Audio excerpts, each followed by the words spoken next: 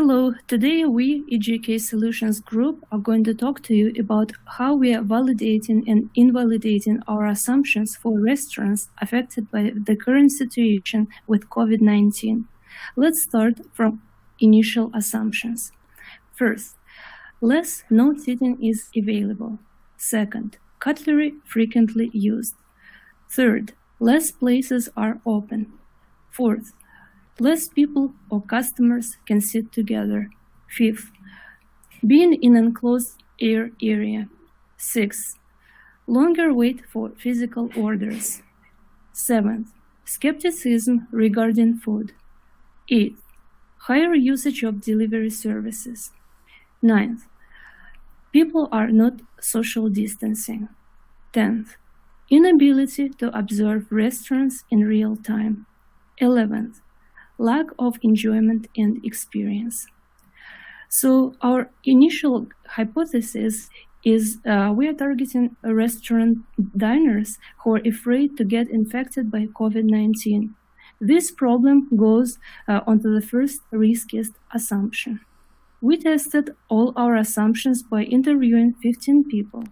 Each group member interviewed 5 adults on the street and via Zoom app. Our first and riskiest assumption is that people are skeptical about the food they order. We immediately realized that people who go to the restaurants have enough trust about how food is prepared, and they trust people who cook the food. Also, the interviews showed that customers are aware of recent research that there are currently no reported cases of COVID-19 being spread through food. So for our first pivot, we decided to make our customer hypothesis to be about customers who are aware of the measures to reduce the risk of COVID infection as well as enforce social distancing. From there, we saw a problem that some customers would be less likely to go if some or all of the seating wasn't available. Our proposed solution was to create a web page that shows the current occupancy. This turned out to be invalid, however, as most we interviewed were fine with reduced seating in the restaurants or would use takeout or delivery services. This is understandable since the closed-off tables enforce social distancing and takeout and delivery are more contactless. Now, our second pivot customer hypothesis was that diners don't always have cooks, don't know how to cook, or have bland copy-paste food at home.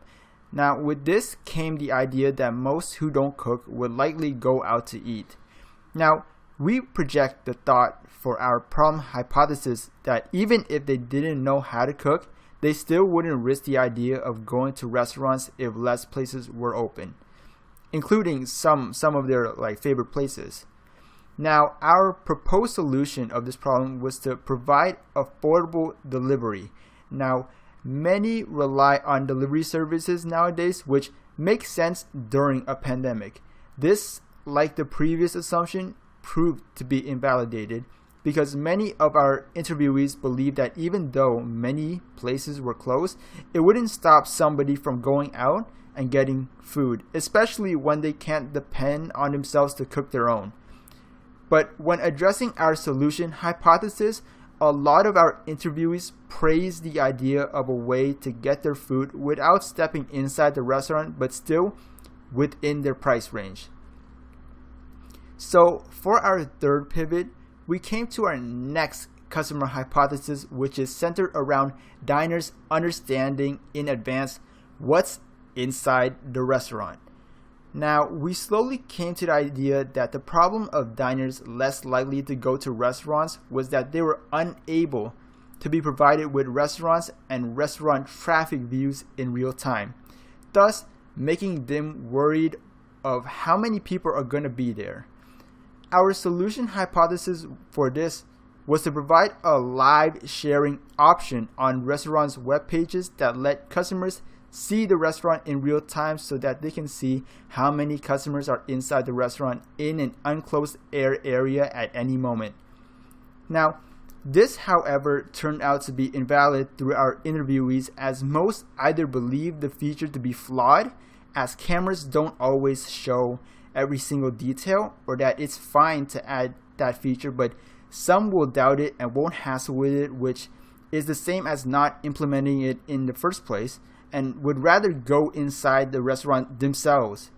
Now, some interviewees suggest the use of something like a visible window of chefs cooking the food to be able to feel safe that the people that are handling their food are following safety procedures such as wearing masks, wearing gloves, etc.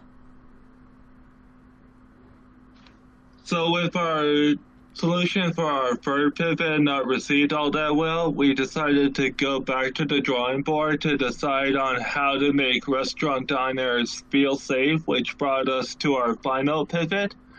Our final pivot had our customer hypothesis about diners who would be anxious about dining in during the pandemic. And the problem we came to regarding this was that they would be negatively affected by the pandemic and not enjoy the experience as much when they do dine in. Our proposed solution was to create safe visible spaces or rooms where families can safely dine in, which could reduce the anxiety and scare from people who would want to go out and eat. The visibility helps with our last pivot in providing customers and businesses with an insight of people's view, like if waiters and waitresses are following safety procedures, as well as for the staff to see if the customers are also following them. The customers will be able to enjoy a nice restaurant gathering with their family, and they wouldn't have to worry about it as much as about getting infected. This turned out to be validated, as most respondents did believe the pandemic would affect the experience because of the anxiety about infection, as well as if they had a larger group which could not be together. Interviewing restaurant customers, adults, we noticed some patterns where people mostly supported our assumptions, and we will take these patterns into consideration for our persevered solution. First, cutlery frequently used. People would rather use disposable cutlery once not to get infected and not to spread the virus, even though all restaurants disinfect all. Less people can sit together. It is obvious that less people can sit together due to social distancing requirements, which is 2 meters, and space indoors is limited. So people who used to go to the restaurants to communicate with people would rather avoid them now because they won't enjoy their visits. Longer wait for physical orders. People stay in line and wait not just for their orders, but also when Uber Eats is constantly coming to the restaurants to deliver food is served first before the customers. Being in enclosed air area. Not ventilated space indoors makes people avoid restaurants due to COVID because it is contagious. People are not social distancing. People are afraid to get infected when other customers stay closer than 2 meters, social distancing mandatory requirement. Higher usage of delivery services. People order food online, save their time avoiding other people inside the restaurants to stay healthy. This is everything. Thank you for watching our video.